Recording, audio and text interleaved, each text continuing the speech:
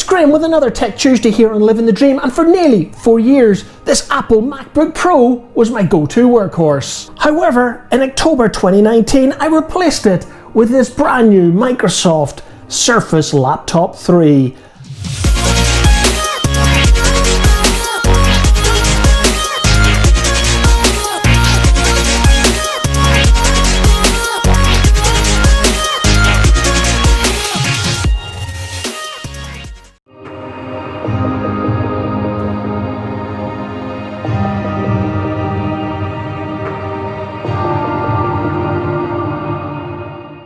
As I said earlier, I ordered this Surface Laptop 3 back in October 2019. In fact, I ordered it on the day the Surface Laptop 3 was released. So I was expecting it to take 2 to 3 weeks, maybe even a month to arrive, but no, it arrived in 2 days.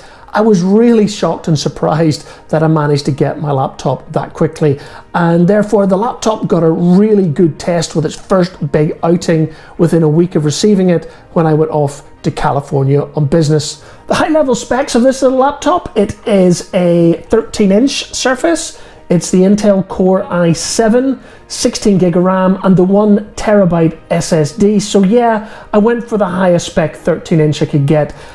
This for me has really been a no compromise laptop. Laptops that I've purchased in the past have really been compromised by cost.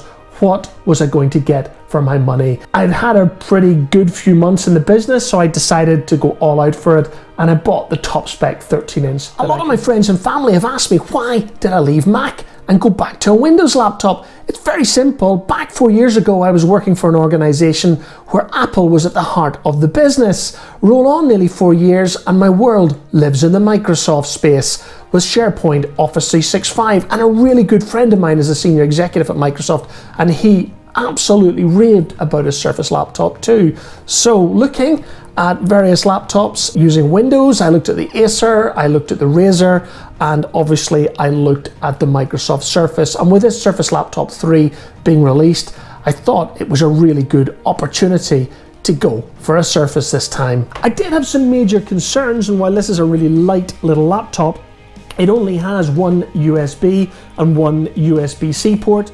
The only other port is the charging port on the other side. I thought that it was going to be a limitation for this device, the Achilles heel of this device, but actually I've really got on quite well. I bought a USB-C hub, the USB-C charger, which I have docked upstairs. I'll take you up there in a second and show you that.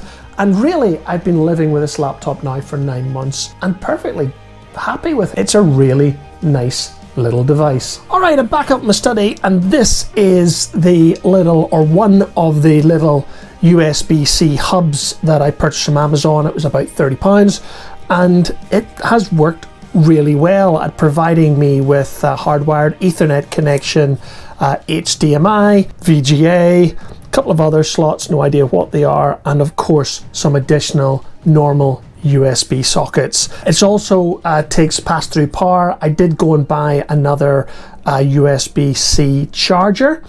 Doesn't charge the laptop nearly as quickly as the Surface charger, but the idea was that I would simply plug in the one USB socket into my laptop when I was working here at home, and everything would work off it. It's maybe not the tidiest setup here in my study, but as you can see, the little USB hub is plugged in, it's powered, it's got a twisted pair Ethernet socket, it has USB mouse plugged in, and the USB-C power socket, so everything has been driven and it's powering the laptop.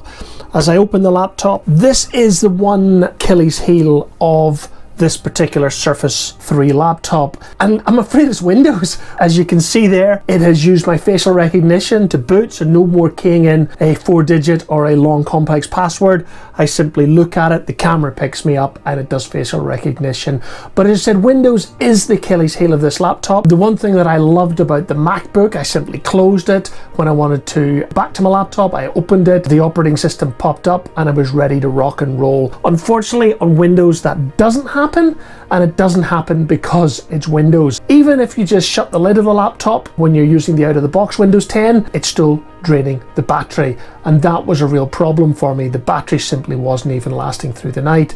So what I've actually had to do is every time I close the lid, it shuts down Windows. Windows obviously comes back to life when I open the laptop, so it's not instantaneous. It takes maybe 5 to 10 seconds to boot. It's not the end of the world. Given it's Windows, there is probably no way around it. If somebody knows a way around it, please let me know in the questions section below. I would be really grateful for a positive response on what is the Achilles heel of this laptop. So for me, the little Microsoft Surface Laptop 3 has been rock solid for the last 9 months. It has done me very well. Battery life has been okay. It's definitely not as good as the Apple. Would I go back to Apple? I have no real problems. I loved my MacBook Pro. It was one of the best laptops I'd ever had before I got this one. The battery life was superb. It had just started to slow down as I was needing it to do a lot more. The biggest challenge with the MacBook over Windows is, I can tell you, after 4 years of using Microsoft Office from 365 on the MacBook, the experience is, quite frankly, it's okay, it's not bad, but it's definitely not as good as Microsoft Office on Windows 10, and that is something I'm really enjoying about being back on Windows 10. The Office environment, the Microsoft environment, without a doubt runs best on Microsoft. Well, you would expect that. Battery life, well, it's actually not too bad. As I said, as long as you remember to actually have Windows shut down properly when the laptop goes to sleep, the battery life has been absolutely fine. I think it's quoted at somewhere between 8 and 10 hours. I tend to keep the screen at its full brightness, and therefore I'm not getting anywhere near that from the battery. It's been okay. I've never run into problems with it. I've never timed the actual usage. I've certainly had 4 or 5 hours out of it, which is more than enough between charges. This is the charger that you get with the Surface Laptop 3. It's a standard Microsoft Surface charger. As you can see, it has its own USB socket for charging. It's great for me. I use this to charge my iPhone when it's plugged in, and then you get the typical magnetic connector that plugs into the side of the Surface Laptop itself. As I say, the Surface will charge a lot faster when this is in. I love having the USB-C hub because it gives me one socket and the laptop is connected to the network, my monitor, the mouse, etc., etc. And therefore I tend to use this when I'm traveling. And as you can see, it's extremely small, lightweight, and yeah, it does the job. As I summarise the review of the Microsoft Surface Laptop 3, of course, I'm going to ask the 3 questions. Should you simply go out and buy it? Should you consider it? Or should you forget about it altogether? My view? Well, you certainly shouldn't forget about it altogether. It's a great laptop. It's been fantastic for me. Is it the best laptop in the market? There are some great Windows laptops out there without a doubt, and I think it's probably down to your personal taste and of course your requirements. This laptop for me was just needed for business. I was going to be using it for running Office.